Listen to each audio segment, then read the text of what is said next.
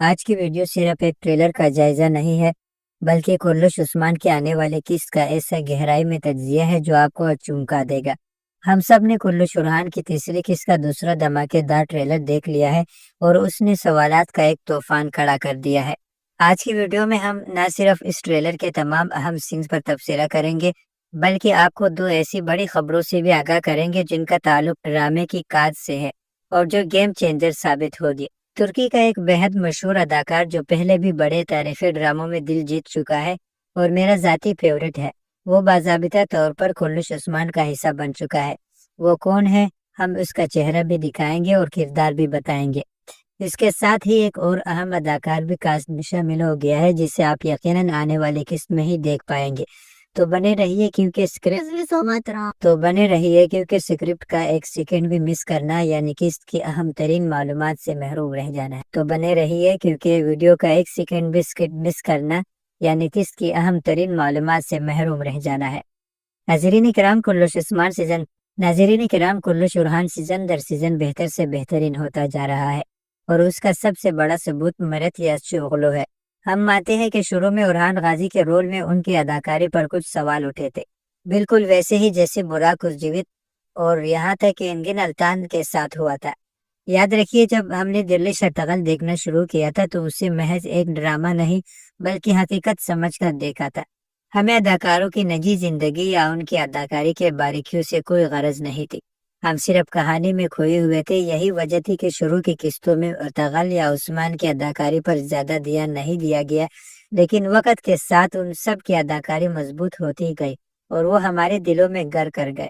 آج مرت یاسچوغلو بھی بالکل اسی راستے پر ہے۔ آنے والے قسط میں ارحان کو سرخ اور سیاہ رنگ کے نئے لباس میں دکھایا جائے گا جو یقیناً پچھلے لباس سے کہیں زیادہ شاندار اور پروقار ہے۔ یہ صرف لباس نہیں، کردار کی ارتقاء کی نشانی ہے۔ ارحان کا کردار اب عام آدمی سے طاقتور سردار بننے کی طرف گامزن ہے۔ ان کا رعب اور دبدبہ کئی گنا بڑھنے والا ہے۔ ڈرامے کی کہانی کے مطابق ارحان کو آنے والی قسط میں باغی قرار دیا جائے گا۔ سرداران غلط فیصلہ کریں گے اور ارحان بے اپنی سمجھ بوجھ کی بنا پر ان کی مخالفت کریں گے۔ شاہنشاہ بے جیسے اقتدار کے بھوکے لوگ اس موقع کو استعمال کریں گے اور تمام سرداروں اور علاؤدین بے کو بھی ارحان کے خلاف بھڑکائیں گے۔ ناظرین کرام، اس قسط کا سب سے دکھ بھرا سین یہ ہے کہ عثمان غازی کو سخت بیماری کی حالت میں دکھایا جائے گا۔ تیمور نویان کے غدار کے ذریعے دیا گیا زہر اپنا مکمل اثر دکھائے گا اور عثمان بے پوری قسط میں بے ہوشی کی حالت میں رہیں گے۔ اس نازک موقع کا فائدہ اٹھا کر شاہنشاہ اپنے پنجے کاٹنے کی کوشش کرے گا اور صورتحال کی سنگینی یہ ہے کہ منگول اور بازنطینی آپس میں گٹھ جوڑ کر لیں گے۔ اس کے علاوہ تمام مقامی سرداران جیسے کراچی، امارات اور کرامان اوغلو بھی بظاہر منگولوں کے ساتھ متحد ہو جائیں گے۔ ٹریلر میں ارحان بے کے یہ الفاظ غور طلب ہے، جبکہ تمام سرداران بازنطینی اور منگول بورصہ کے لیے متحد ہو رہے ہیں، تو اگر ان کے اتحاد کو توڑنے کا راستہ صلح سے گزرتا ہے تو صلح ہی ٹھیک ہے۔ ارحان کا یہ بیان ان کی سمجھداری اور حکمت عملی کو ظاہر کرتا ہے۔ وہ جانتے ہیں کہ اس وقت جوشیلے حملے کے بجائے صبر اور دشمن کو اندر سے توڑنے کی ضرورت ہے، لیکن شاہنشاہ بھی اس صلح کی سخت مخالفت کریں گے۔ وہ یہ کہتے ہوئے سرداروں کو حملہ کرنے پر قائل کریں گے، دشمن جانتا ہے کہ عثمان بے بستر پر ہے، اسی لیے وہ صلح کی پیشکش کر رہا ہے، ہمیں اس پر چڑھائی کر دینی چاہیے۔ یہ شاہنشاہ کی ناسمجھی اور جوشیلا پن ہے۔ اگر وہ حملہ کرتے ہیں تو ہماری پیشگوئی کے مطابق انہیں بڑی شکست کا منہ دیکھنا پڑے گا۔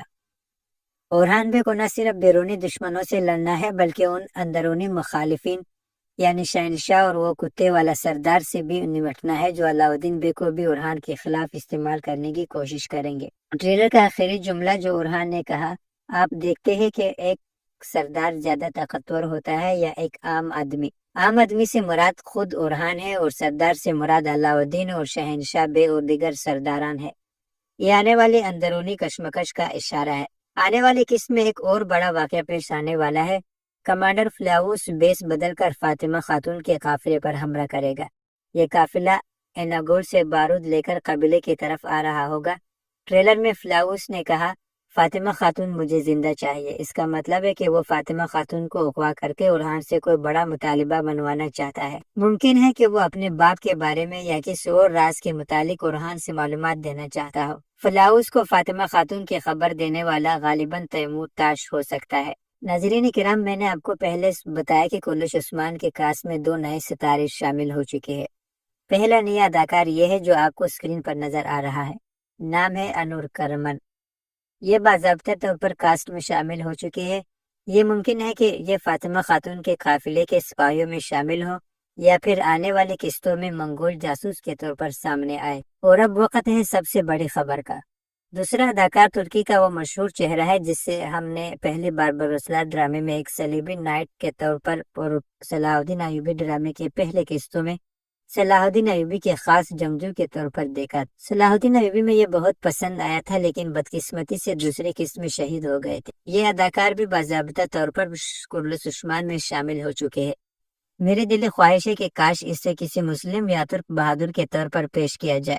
اگر یہ پھر سے کسی بازنطینی نائٹ کے کردار میں آئے تو دل ٹوٹ جائے گا۔ بڑا سوال یہ ہے کہ کیا یہ فلاؤس کا بھائی ہے جسے اورہان نے قید کیا تھا، یا یہ فلاؤس کا اصلی بھائی ہے؟ اس کی شکل فلاؤس سے بہت ملتی ہے۔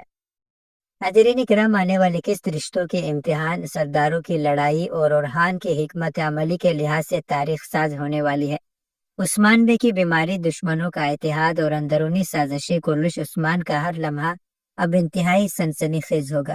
ہمیں کمنٹس میں ضرور بتائیے، کیا آپ کے خیال میں اورہان بے کو صلح کرنی چاہیے یا شہنشاہ کی طرح حملہ؟ اور آپ کا فیورٹ اداکار کون ہے جو کلش عثمان میں شامل ہوا ہے؟ ویڈیو پسند آئی ہو تو لائک اور شیئر ضرور کریں۔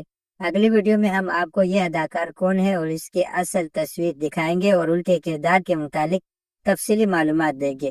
کیا آپ اگلی ویڈیو میں یہ جاننا چاہیں گے؟ کمنٹس میں جواب ضرور دیجیے۔